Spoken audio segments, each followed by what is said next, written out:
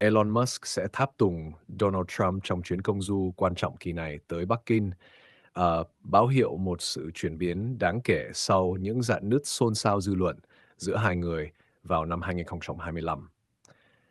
Giám đốc điều hành Tesla sẽ cùng đi với các nhân vật thứ thiệt khác trong giới doanh nghiệp như Tim Cook của Apple và Larry Fink của BlackRock trong khuôn khổ phái đoàn Hoa Kỳ. Chuyến đi này quy tụ hơn một tá lãnh đạo doanh nghiệp hàng đầu, trải dài từ Wall Street tới Silicon Valley. Tổng thống Donald Trump đang chuẩn bị cho một cuộc gặp thượng đỉnh với Chủ tịch Tập Cận Bình. Trong đó, hợp tác kinh tế và các mối quan hệ doanh nghiệp được kỳ vọng sẽ trở thành tâm điểm chú ý, một minh chứng hiếm hoi về sự đồng thuận trong giới kinh doanh diễn ra song hành cùng chuyến thăm cấp tổng thống. Chuyến đi này có thể định hình sắc thái của mối quan hệ kinh tế giữa Hoa Kỳ và Trung Quốc trong tương lai khi các quan chức Hoa Kỳ cho biết Tổng thống mong muốn thảo luận về việc thành lập một hội đồng đầu tư và một hội đồng thương mại chung với Trung Quốc. Theo đó, các lãnh đạo doanh nghiệp rất có thể sẽ thu hút sự chú ý của dư luận, không kém gì chính cuộc gặp song phương giữa hai nguyên thủ. Well, we're going to see what happens. We're only making a good deal. We have their military is gone; it's wiped out, and we're only going to make a good deal, and we'll see what happens. But I believe that one way or the other, it's going to be very good for the American people, and I think actually very good for the Iranian people. Are you reconsidering the Pakistanis as mediators? No, they're great. What? I think they're great. I think the Pakistanis have been great. The Field Marshal and the Prime Minister of Pakistan have been absolutely great. Mr. President, what is your message to President Xi as it relates to the Iran war? Well, I think number one, we're going to have a long talk about it. I think he's been relatively good, to be honest with you. You look at the blockade, no problems. They get a lot of their oil from that area. We've had no problem, and he's been a friend of mine. He's been somebody that we get along with. And I think you're going to see that good things are going to happen. This is going to be a very exciting trip. A lot of good things are going to happen. Mr. President, do you think he needs to intervene at all with the Iranians? I don't do you think think he he can does, help no. in any way? No, I don't think we need any help with Iran. We'll win it one way or the other. We'll win it peacefully or otherwise. Their Navy's gone. Their Air Force is gone. Every single element of their war machine is gone. They've killed a lot of people. They've killed 42,000 people at least over the last month and a half. We win. Mr. President, no matter how you cut it. Mr. President, what do you think? Do you believe, Mr. Curtis here, Mr. President, do you believe your visit to China will impact of international economy and price of oil? It's going to be a positive. We're going to have a very good meeting. I spoke with President Xi. We both look forward to the meeting. It's going to be great. Mr. President, Mr. President, what is going to be your red line to end the ceasefire for you? What will it take to pull the plug? Well, we're going to see, and we'll be thinking about it on the flight, and we'll be thinking about it for the next little while. But we've beaten their militaries very soundly. That's over with. The blockade is very effective. It's been 100% effective. And one way or the other, it's going to work out very well. It's going to work out very well. I think you're going to have so much oil, you're going to have a gusher of oil like you've never had before. So when oil goes up a little bit, I thought it would go up much more. If you go back 3-4 months ago, when we were contemplating, we assumed oil would go much higher. Yesterday it was at $99. And if you think about it, I would have taken that all day long because it's very simple. Iran cannot have a nuclear weapon. They will not have a nuclear weapon. They know that. They've agreed to that. And then that's not what they said to me when it came to pay. We don't play games. They're not going to have a nuclear weapon. Mr. President, you promised to bring inflation down. It's now at its highest level in 3 years. Are your policies not working? What's happening? Policies are working incredibly. If you go back to just before the war, for the last 3 months, inflation was at 1.7%. Now, we had a choice. Let these lunatics have a nuclear weapon. If you want to do that, then you're a stupid person, and you happen to be. I mean, I know you very well. Anybody that wants them to have a nuclear weapon is a stupid person. So we said we're going to take the greatest stock market in history, and we're going to go down a little bit. And actually, that turned out to be incorrect because our stock market is now at the highest point in history, which frankly surprised a lot of people. It's a very simple message. Iran cannot have a nuclear weapon, and they won't have a nuclear weapon. And that's 100%. Their Navy is gone, their Air Force is gone, their anti-aircraft is gone, their radar is gone, their leaders are gone. They're all gone. Iran will not have a nuclear weapon. Are you ready to extend the waiver on sanctions Russian oil to use the global food crisis? We're going to do whatever is necessary, and as soon as this war is over, which will not be long, you're going to see oil prices drop, and you're going to see a stock market, which is already at the highest point in history, go through the roof.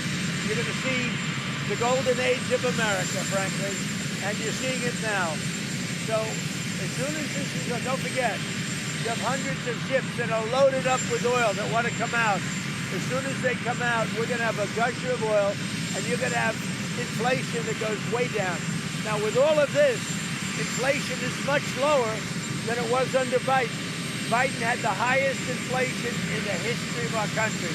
Inflation is nothing by comparison, but our inflation is just short term. Because if you go from just before the war, we were for the last 3 months 1.7%. And now what you have is as soon as this war is over, you're going to see inflation go down to probably 1.5%. Will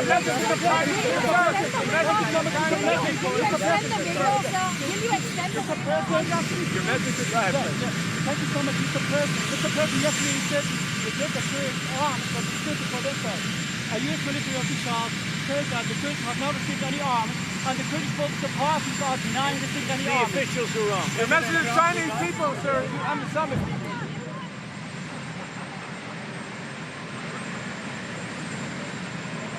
Is we have a ballroom that's under budget. It's going up right here. I've doubled the size of it because we obviously need that.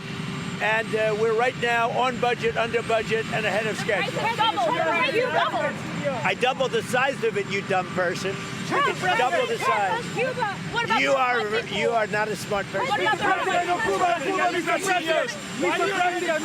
Right over here. Wait a minute. Right over here.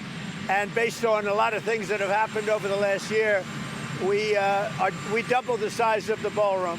So we're going to have a ballroom that's appropriate for the White House. We doubled the size. The ballroom now is ahead of schedule, and it's a little bit under budget, depending on the finishes that we use. Does the president of Cuba have his days numbered? Does the president of Cuba have his days numbered? Well, they're not doing well. Cuba is not doing well. It's a failed nation, and we'll be talking about Cuba at the right time. Mr. President, let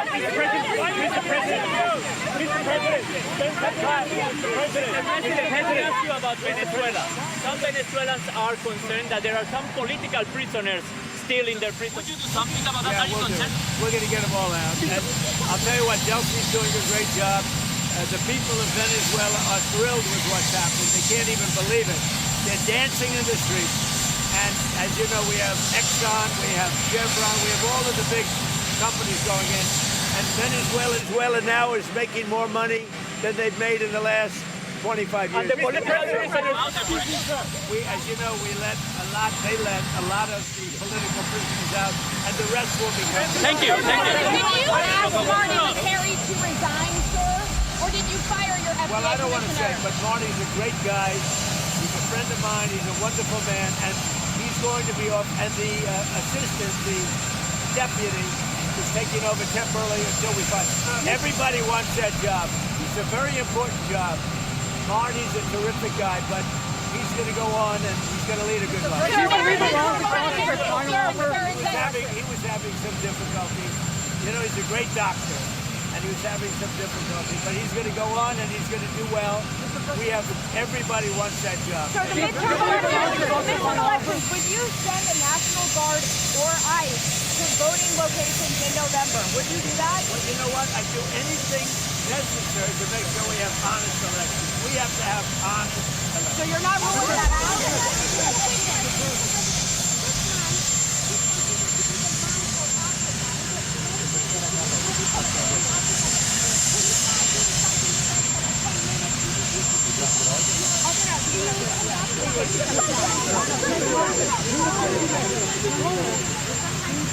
Fire is on life support. Is President Xi the person to bring it back to life? What happens? We're going to have a great meeting in China. The wonderful guys, a friend of mine, and we're going to have a great meeting. I think we're going to maybe well with us. Relationship is we're going to have a great meeting. Whatever we can do to help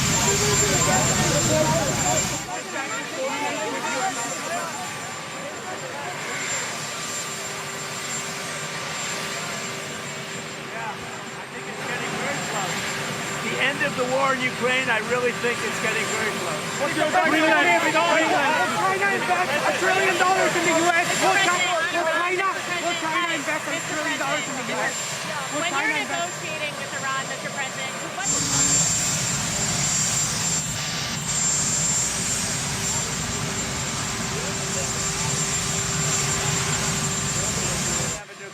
I don't think about American financial situation. I don't think about anybody. I think about one thing.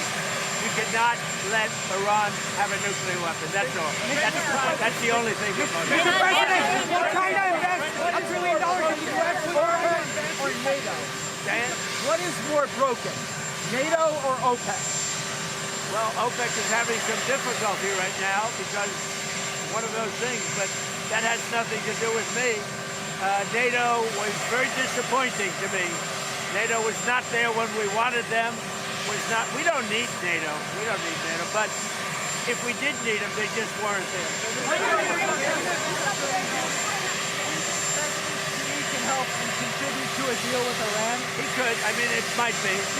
I don't think we need any help with Iran, to be honest with you. They're defeated militarily, and they'll either do the right thing or we'll finish the job.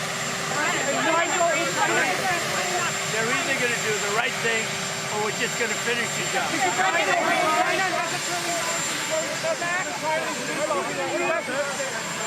message, sir, to the Chinese people as you embark on this summit. That we're going to have a great relationship for many, many decades to come. My relationship with President Xi is a fantastic one. We've always gotten along, and we're doing very well with China, and working with China has been very good. So we look forward to it. As you know, President Xi will be coming here toward the end of the year, so that'll be exciting too. I only wish we had the ballroom finished. The ballroom is right on budget and ahead of schedule, but I wish we had it finished now. You also may want to do one other thing. You may want to go see the reflecting pool, because that's under construction, and for the first time since 1922, it's going to work properly. Sir, and the gas tax in Congress? Thank you, Mark Stone from Sky News. What's your advice to Keir Starmer, sir? He seems to be on the brink. Well, my advice to him has always been, open up your oil in the North Sea. You got one of the great oil finds anywhere in the world, and you're not using it. They're not allowed to use it. And it's one of the best in the world, among the best oils in the world. Open up your oil in the North Sea and get tough on immigration. Should he stay or go? Europe is being very, very hurt by immigration all over Europe. Should he stay or go? That's up to him. But I told him from day one, you're getting killed on energy. You're windmilling your country to death. Open up the North Sea. You have one of the greatest sources of energy in the world. Open up the North Sea. The pressure is from Nigel Farage, sir. Governor Trump taxes on oil. Would you ask them to do that? I think it's a great idea. May I ask you two questions? Has there been any understanding between you and Putin that Russia should get entire Donbass? No. You have an invitation to travel to Russia. Do you think it might happen this year? It could. I mean, I will do whatever is necessary. That war, I've settled 8 wars. That war is getting closer. Believe it or not, it's getting closer. And we think we're going to end up getting a settlement between Russia and Ukraine. What is the ultimate goal of your trip to China? I think more than anything else, is we have massive relationships with China. We're the two superpowers. We're the strongest nation on earth in terms of military. China's considered second. Who knows? I mean, who knows? But we are. There's nobody even to come close. And you see that whether it's Venezuela or whether it's Iran. Iran's military is decimated. I have a great relationship with President Xi, and I think it's going to remain that way. We have a lot of things to discuss.